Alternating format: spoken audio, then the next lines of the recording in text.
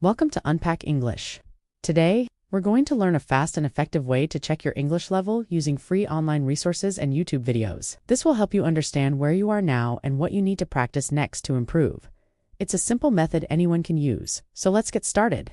First, why should you even bother checking your English level? Well, knowing your level helps you set realistic study goals. You won't feel overwhelmed by materials that are too hard or bored by things that are too easy. It also helps you choose the right learning materials, like books, apps, or courses that are perfectly suited for you.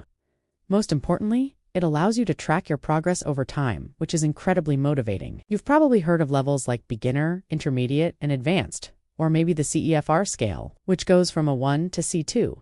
These are standard levels used by teachers worldwide, and you can easily find them in many free online tests. So, let's move on to step 1. Take a quick online test. Your journey starts with a free test on the internet. These tests usually take about 5 to 15 minutes and give you a great estimate of your CEFR level. Here's how you can do it. Just search for a free English level test. For example, Cambridge has a Test Your English quiz that's quick, free, and super easy to use. Another fantastic option is the EFSET Quick Check. It takes around 15 minutes and estimates your reading and listening skills, giving you a solid starting point.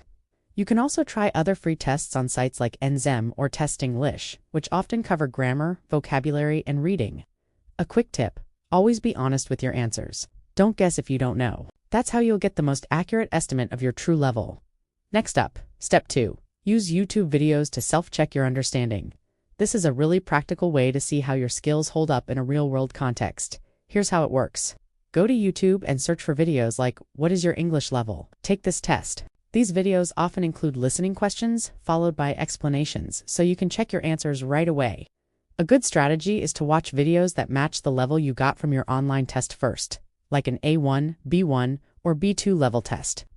While you watch, try this technique. Play the video and take notes of what you understand. If you can understand more than 70% of it without using subtitles, you are probably at that level or even a little bit above. If you're struggling to keep up, it might be a sign that you need to work on your listening skills or build up your vocabulary. You can also use a YouTube video that you've been given in class. Watch it and try to answer any questions along the way. See how much you understand before and after you look up any new words. Now for step 3. Combine your test results with your real-life practice. After you've taken a formal online test and done some YouTube listening practice, it's time to compare the results. If both your test score and your YouTube self-check show similar levels, that's great news. It means your level estimate is probably quite accurate. If the results are very different, maybe the test you took was a little too easy or too hard. In that case, try a different online test, or simply wait a week and try again.